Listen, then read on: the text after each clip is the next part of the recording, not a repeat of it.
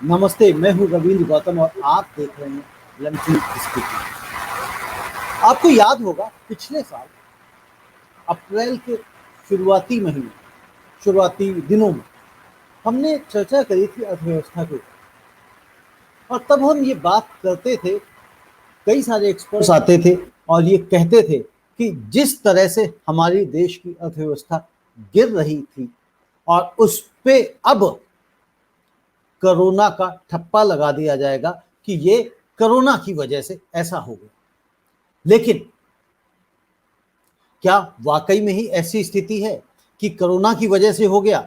नहीं, क्योंकि हमारे देश की अर्थव्यवस्था पहले से ही लगातार पिछले 3-4 सालों से गिरती आ रही थी और आज जब दूसरी सेकेंड वेव आ गई है, उसके बाद लॉकडाउन भी हुए, सारी स्थितियां सामने हैं और अभी अभी हमारे जो नए जीडीपी के आंकड़े हैं वो भी हमारे सामने आ गए।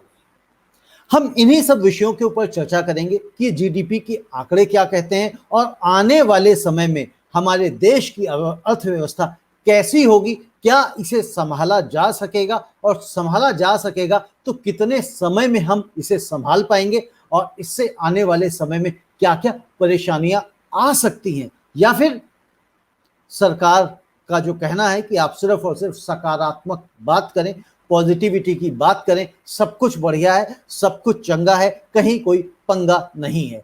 तो इन्हीं सब विषयों पे हम बात करेंगे और हमारे साथ हैं सोमपाल शास्त्री जी, जो पूर्व कृषि मंत्री हैं और अर्थशास्त्र के जानकार हैं। आपका शास्त्री जी बहुत बहुत स्वागत है। और वीरेंद्र गोयल जी, जो आस एनजीओ के कन्वीनर है और साथ के साथ प्रसिद्ध चार्टर्ड अकाउंटेंट है।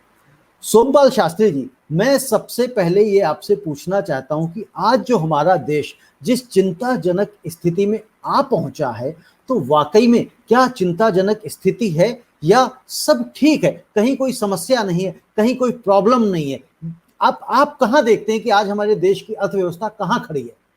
ऐसा तो नहीं गौतम जी, लगता कि कोई भी व्यक्ति भारत में जिसको थोड़ी बहुत भी अर्थव्यवस्था के विषय में जानकारी हो, या जिनको ऐसे लोग कहा जाता है कि जिनको अर्थशास्त्र का ज्ञान नहीं है, साधारण बुद्धि के लोग, कर्मचारी हैं, किसान हैं, जिनको केवल अपनी अपनी आर्थिकी की जानकारी रहती है और राष्ट्र की अर्थव्यवस्था के विषय में उनका ज्ञान उतना नहीं होता जितना पढ़े लिखे और उस विषय के विशेषज्ञों का होता है।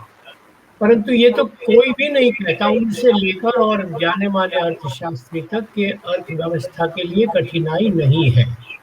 जिन आंकड़ों से अर्थव्यवस्था की प्रगति या गति नापी जाती है, वे सारे ही दिखा रहे हैं कि अर्थव्यवस्था जो है गिर रही है।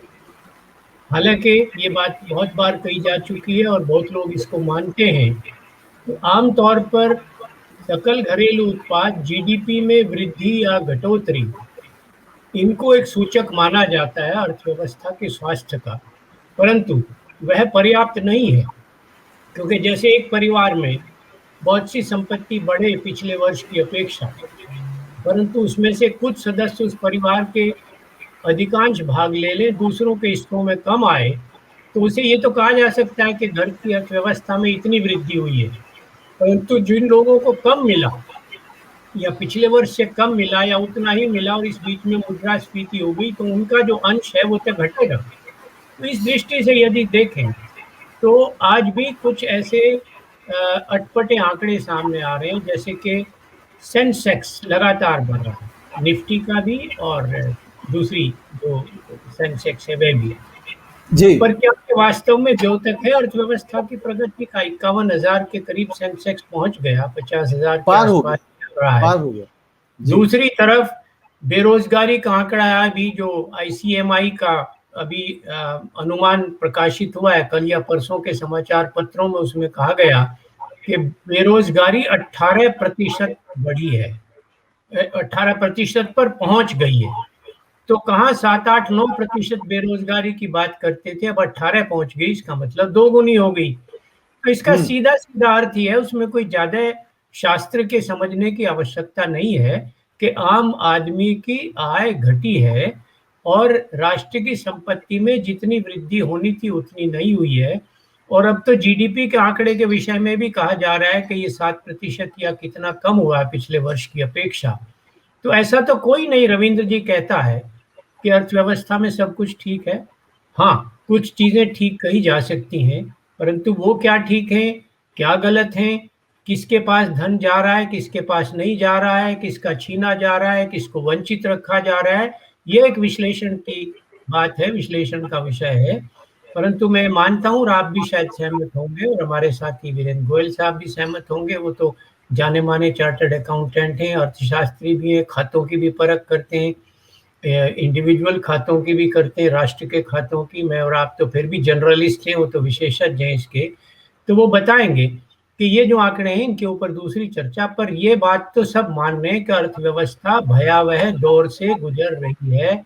ऐसी पहले कभी नहीं गुज़री थी पिछले कई दशकों से। ये तो निष्कर्ष है। ये निष्कर्ष है कि अर्थव्यवस्था भयावह दौर से गुजर रही है, जो कि ऐसे पहले कभी नहीं निकली।